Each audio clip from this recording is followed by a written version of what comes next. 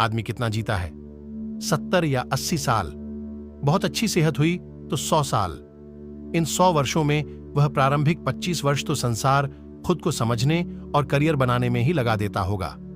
अगले 25 वर्ष वह गृहस्थ जीवन के संघर्ष में गंवा देता होगा और अंत में सोचता होगा कि अब जिया जाए, या शायद सोचता होगा कि अब सुकून से जीना चाहता हूं। हालांकि यह सोच काल और परिस्थिति के अनुसार सभी की अलग अलग हो सकती है। आजकल जीवन प्रबंधन के बारे में भी बहुत सुनने को मिलता है, लेकिन कितने लोग हैं जो अपने जीवन का प्रबंधन कर सकते हैं?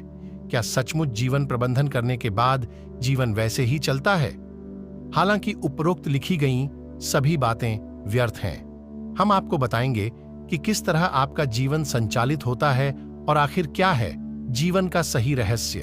हम आपको जीवन रहस्यों के बारे में बता रहे हैं।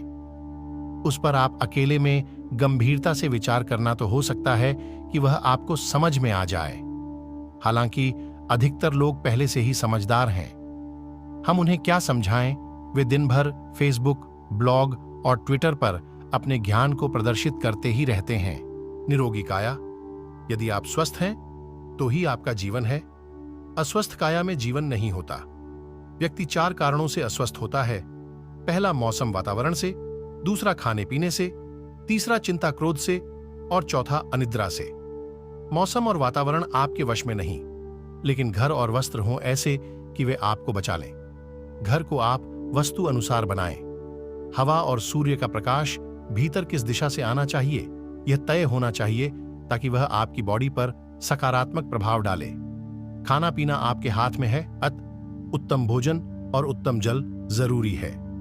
हर तरह के नशे से दूर रहने की बात भी आप जानते ही होंगे। आहार के साथ उपवास भी जरूरी है। उपवास के लिए विशेष दिन और माह नियुक्त हैं। चिंता और क्रोध करने की भी आदत हो जाती है, शराब पीने की तरह।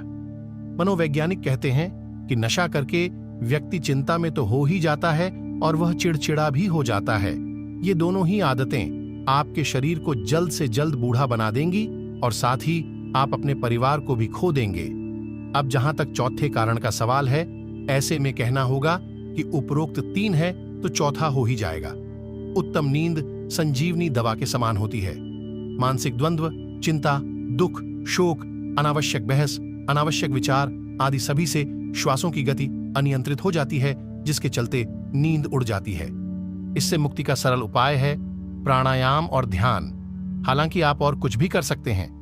आपने दुनिया भर की किताबें पढ़ी होंगी या घर में रखी होंगी, लेकिन क्या आपके घर में ऐसी किताबें हैं जो आपको सेहतमंद और चिंता मुक्त बने रहने के उपाय बताती हों?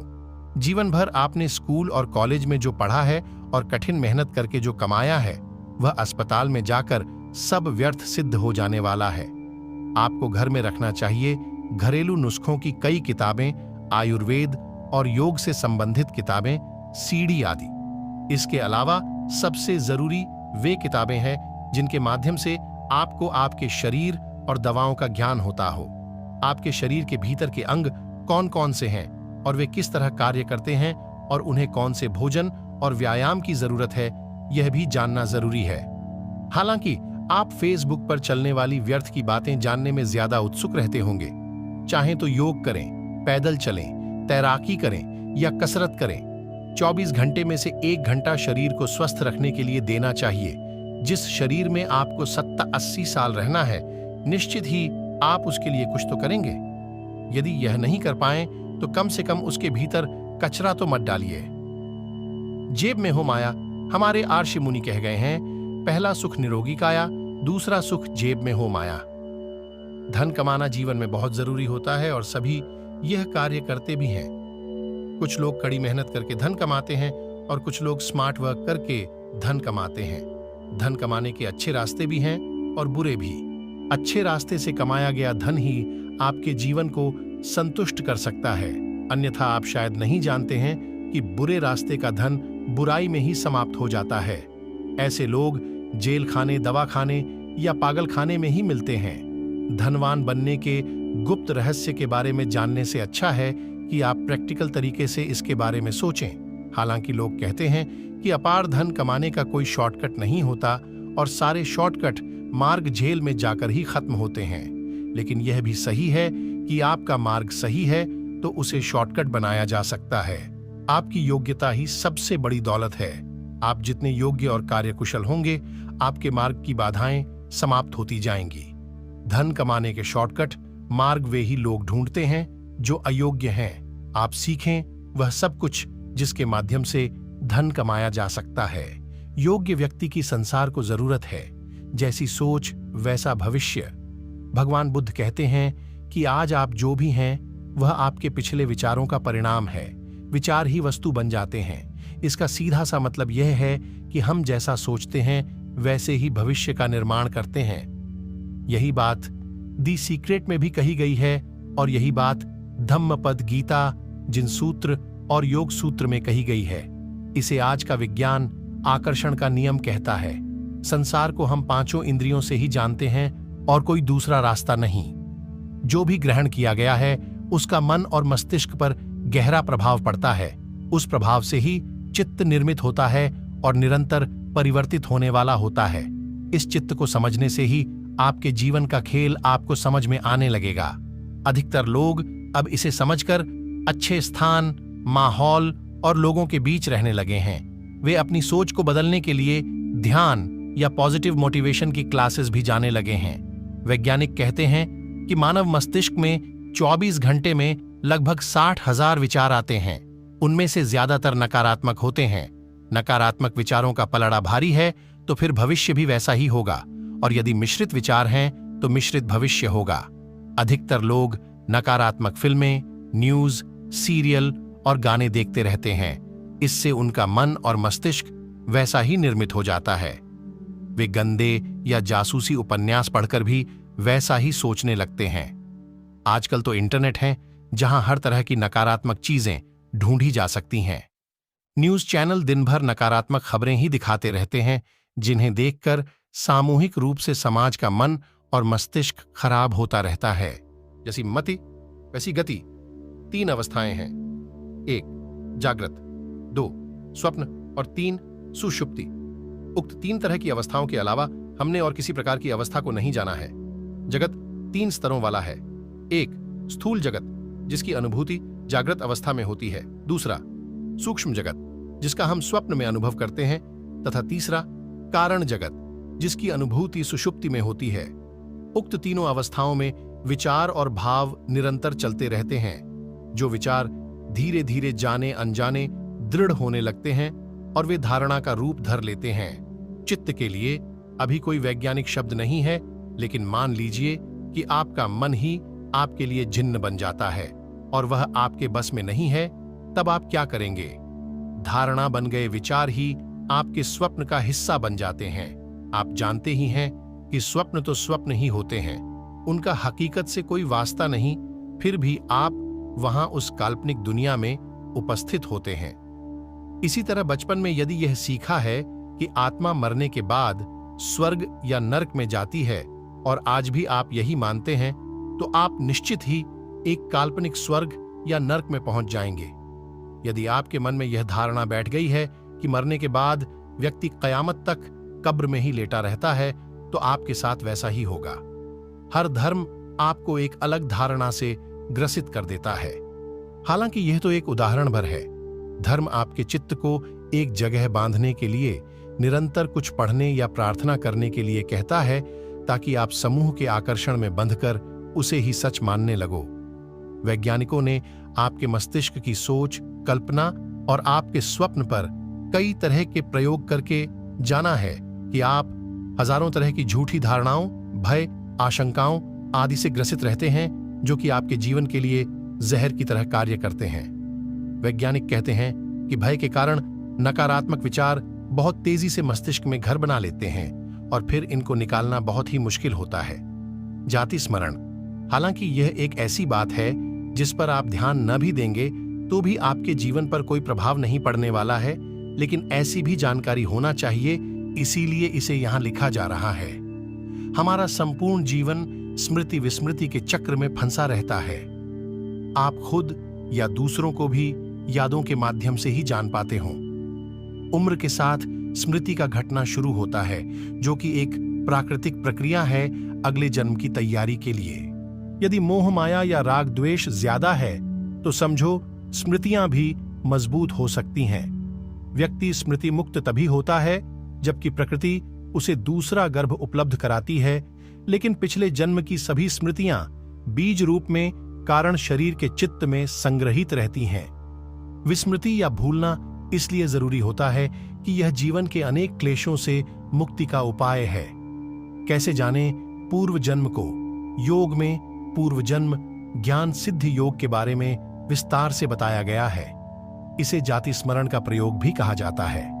इस योग की साधना करने से व्यक्ति को अपने अगले पिछले सारे जन्मों का ज्ञान होने लगता है। योग कहता है कि सर्वप्रथम चित्त को स्थिर करना आवश्यक है, तभी इस चित्त में बीज रूप में संग्रहित पिछले जन्मों का ज्ञान हो सकेगा। चित्त में स्थित संस्कारों पर संयम करने से ही पूर्व जन्म का ज्ञान होता है। चित्त को स्थिर करने के लिए सतत ध्यान क्रिया करना जरूरी है। ध्यान को जारी रखते हुए आप जब भी बिस्तर पर सोने जाएं, तब आंखें बंद करके उल्टे क्रम में अपनी दिनचर्या के घटनाक्रम को याद करें। जैसे सोने से पूर्व आप क्या कर रहे थे, फिर उससे पूर्व क्या कर रहे थे। तब इस तरह की स्मृतियों को सुबह उठने तक ले जाएं। दिनचर्या का क्रम सतत जारी रखते हुए मेमोरी रिवर्स को बढ़ाते जाएं।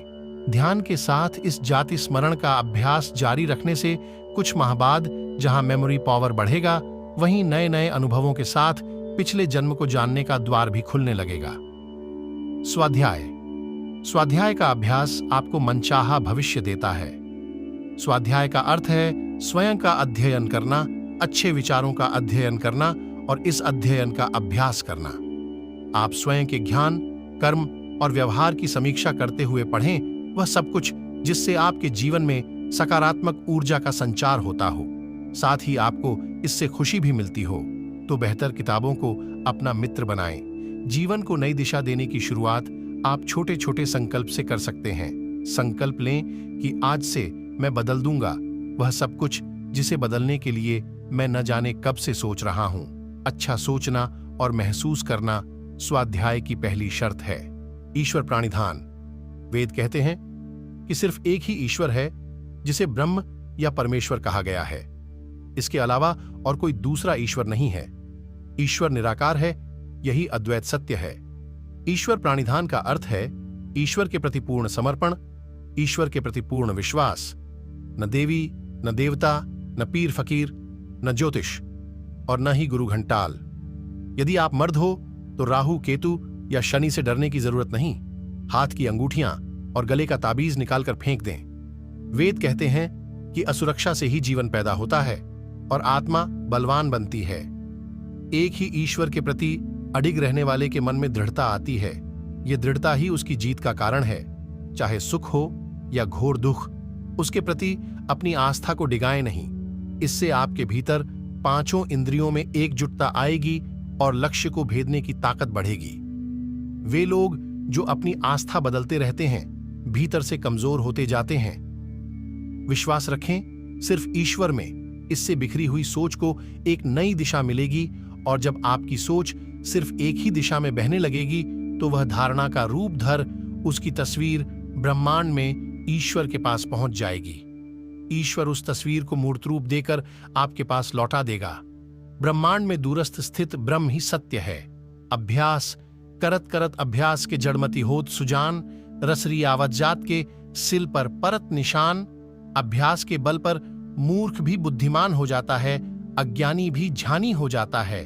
इतिहास साक्षी है कि अभ्यास एवं परिश्रम के बल पर असंभव दिखाई देने वाले कार्य भी संभव हो जाते हैं।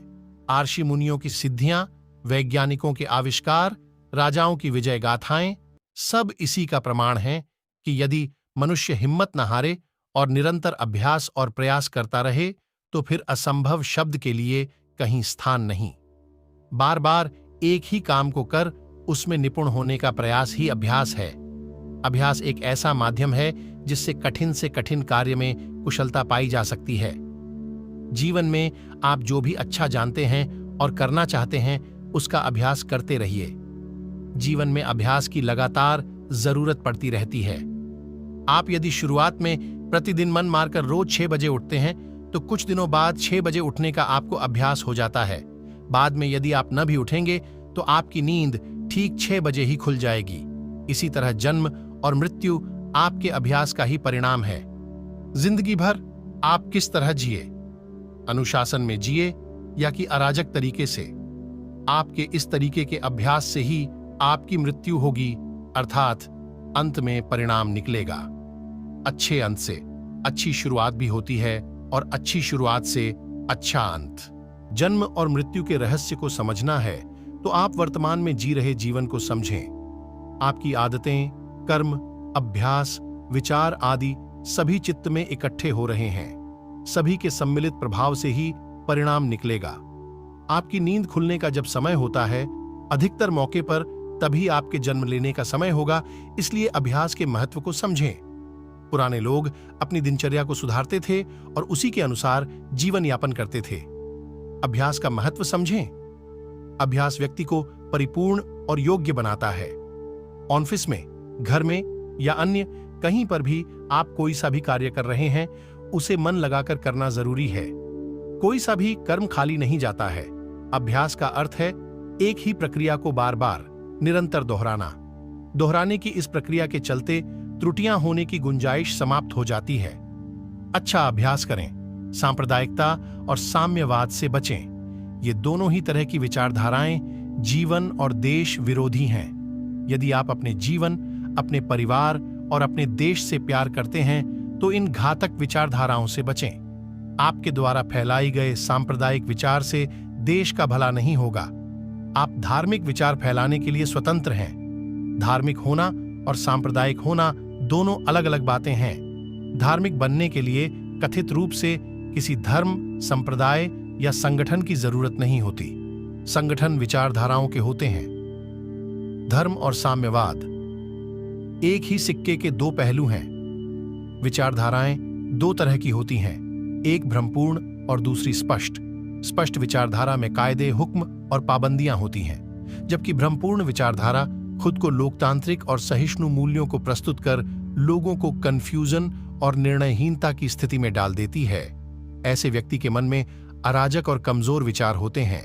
कंफ्यूज मस्तिष्क में दृढ़ता नहीं, भय और शंका ही हो सकती है। साम्यवादी विचारधारा अमीर और गरीबों के नाम पर उनके बीच एक साफ लकीर खींचकर लोगों के खिलाफ खड़ा करती है। इस तरह से यह विचारधारा इस बात का एहसास दिलाती है कि वे एक एलीट ग्रुप का हिस्सा हैं जो दुनिया को बचाने का काम कर रहे हैं। दुनिया तभी बचेगी जब सभी लोग समान हो जाएंगे। इस विचारधारा में आदमी मानसिक गुलाम होता है जिस पर वह गर्व करता है। गुलाम बनने में गर्व महसूस करवाना ही इस विचारधारा का उद्देश्य रहता है। लोगों को गरीब बनाकर रखने में ही इस विचारधारा का फायदा है। साम्यवाद व्यक्ति स्वतंत्रता के खिलाफ है। खुशी और चाहत। सफल व्यक्ति वे होते हैं जो अपने जीवन में कुछ अच्छा चाहते हैं। अच्छा चाहने के लिए खुश रहना जरूरी है। यदि आपके जीवन में आपने जो चाहा वह अभी तक मिला नहीं है तो आप उदास और निराश रहने लगेंगे, जबकि ऐसा करने से आपने जो चाहा है उसका पास आना और मुश्किल हो जाता है। खुशी और चाहत दोनों एक दूसरे की पूरक हैं। हमेशा खुश रहना सीखें। अभ्यास से यह संभव हो सकता है। खुश रहेंगे तो आप जीवन में जो भी सहज रूप से चाहेंगे वह मिलता जाएगा। अतः खुशी खुशी सपने देखो, अपना लक्ष्य बनाओ, उसके लिए योजना बनाओ और कार्य करो। कार्य करते रहो और करते रहो। परिणाम की चिंता मत करो,